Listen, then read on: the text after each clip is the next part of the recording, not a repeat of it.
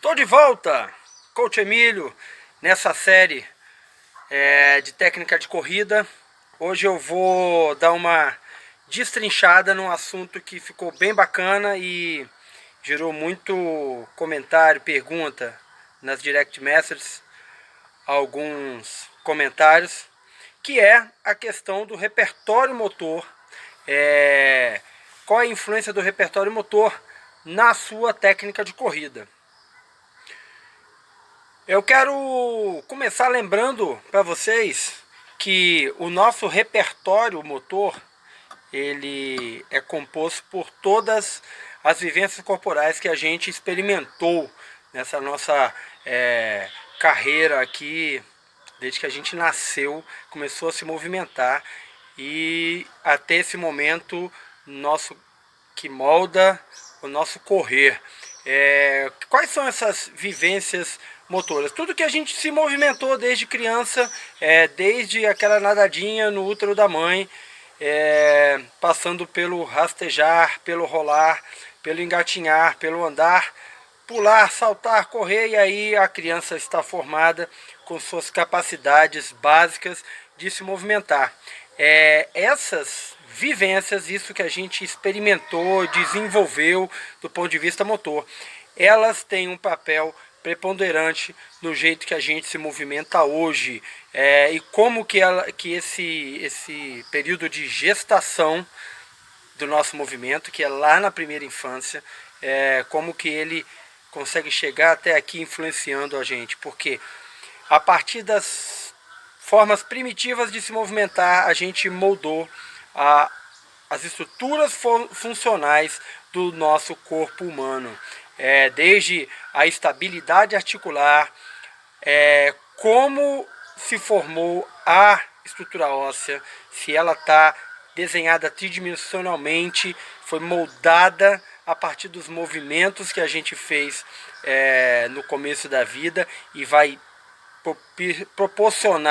propiciar para a gente uma ação ótima dessa ossatura dentro do sistema de alavanca, fazendo os eixos corretos e desejáveis e eficientes para as alavancas, e os nossos ligamentos e tendões, que o uso que a gente dá lá no começo da nossa vida, ele vai trazer para a gente uma condição melhor ou pior de se movimentar na idade adulta e nas requisições motoras que advêm com a idade, com as fases que a gente passa, com as experiências motoras que são proporcionadas para a gente.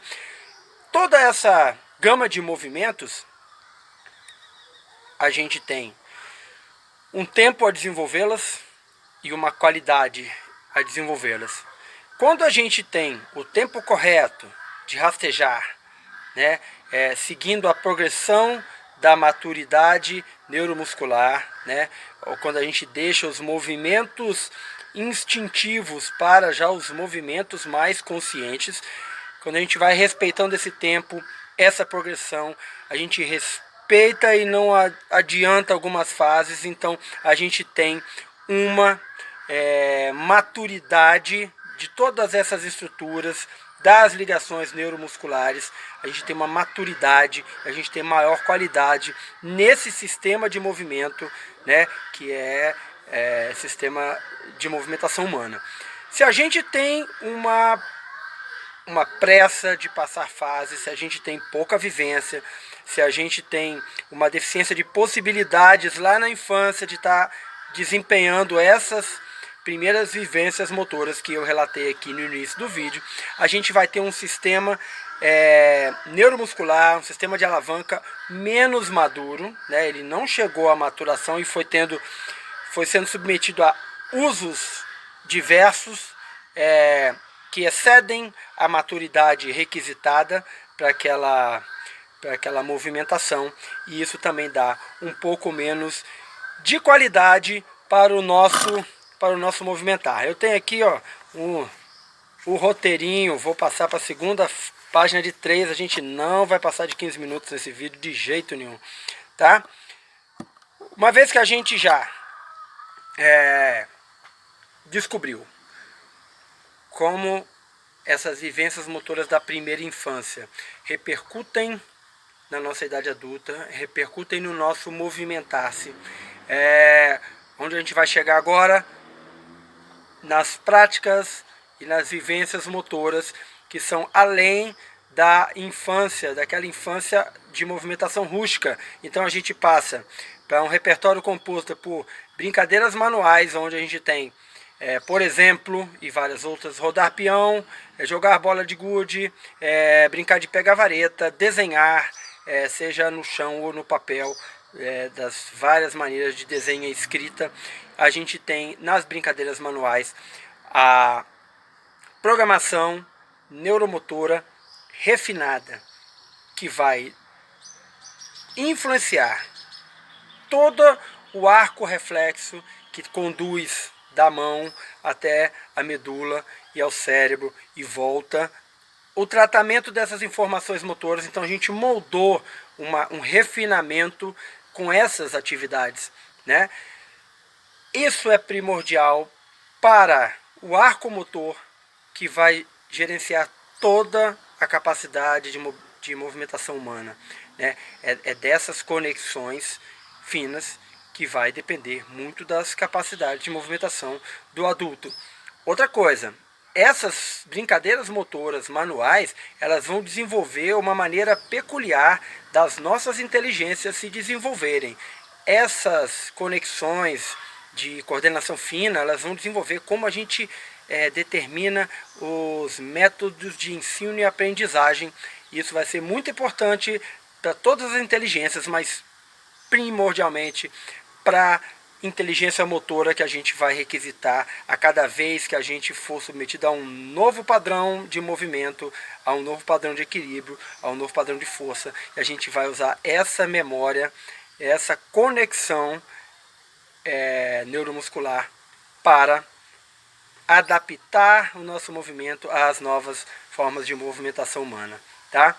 A gente tem os jogos rítmicos, que são os responsáveis pela coordenação, além da coordenação fina, a coordenação motora geral, que são aquelas brincadeiras que têm envolvimento musical, escravo de Jó, batendo o copinho ou a pedrinha, as brincadeiras musicais onde a letra da música estimula movimentações corporais, cabeça, ombro, joelho e pé. Quem não vivenciou isso, né?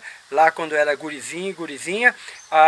As cantigas de roda, que são aquelas brincadeiras onde a gente se desloca individual ou socialmente. E aí a gente, além de ter a noção rítmica, a gente tem a coordenação social, que é quando um começa a fazer a mímica do ritmo do outro, e aí a gente vai se encaixando.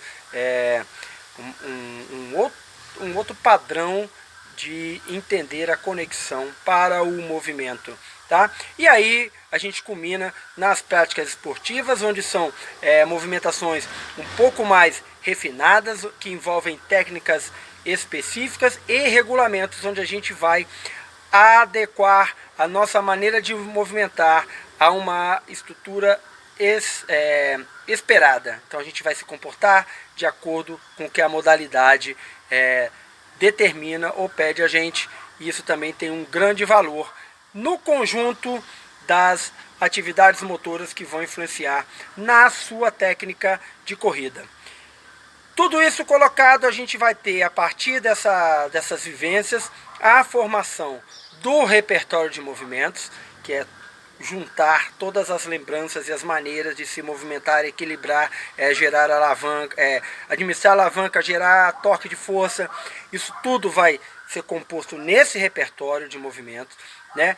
O refinamento neuromuscular, que eu já falei, como que as conexões neurais ligam cada unidade motora muscular e controlam também as mobilidades articulares.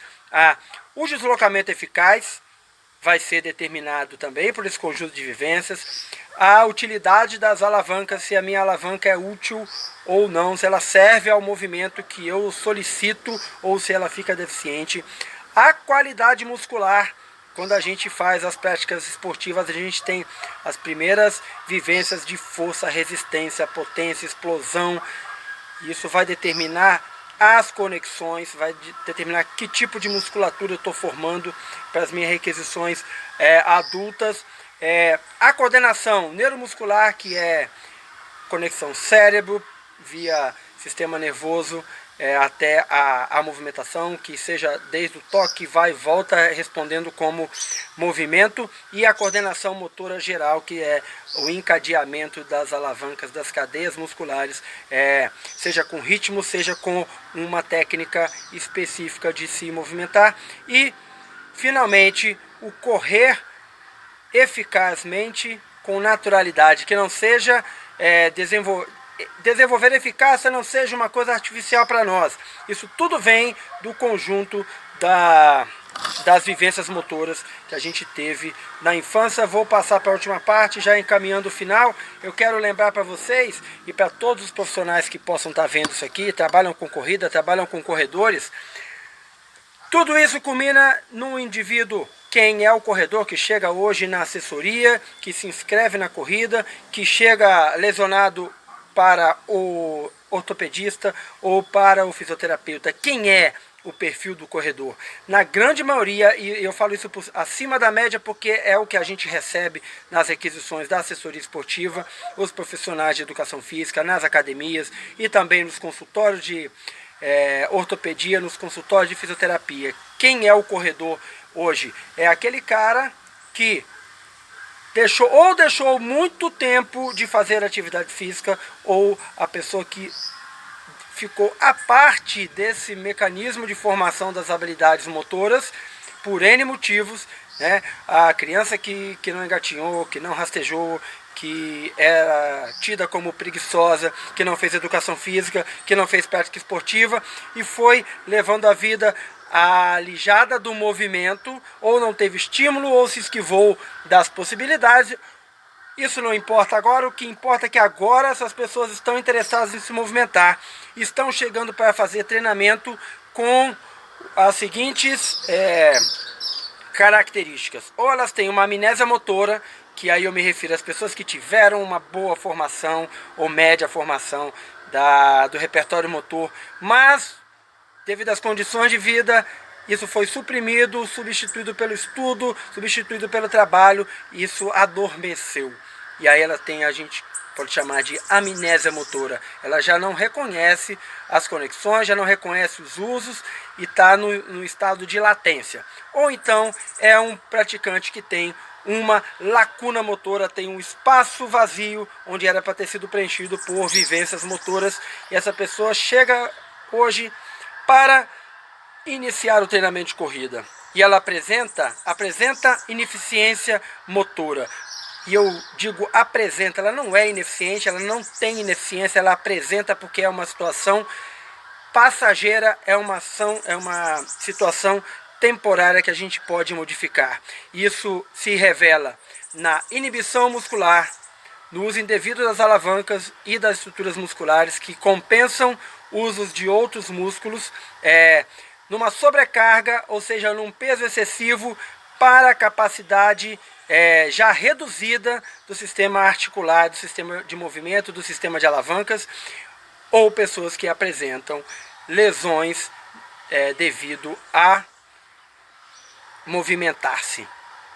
E aí a gente vai ter uma estratégia que a gente vai detalhar num próximo momento, que é a reativação dos grupos e das unidades musculares com reativação neuromuscular. A gente vai ter a reeducação do movimento, implementando um novo repertório, tentando dar a possibilidade de novas formas de movimento. A gente vai fazer toda a reeducação do movimento da pessoa. A gente tem nessa estratégia o condicionamento funcional, que é trazer esse repertório para uma função específica, e aí a gente tem duas funções, pelo menos a gente falando para corredores, é a função da corrida e a necessidade básica do indivíduo, daquele indivíduo, do seu sistema de se movimentar. E aí sim a gente vai poder colocar ele no treinamento global das capacidades físicas, implementando toda o benefício da atividade física. Eu volto!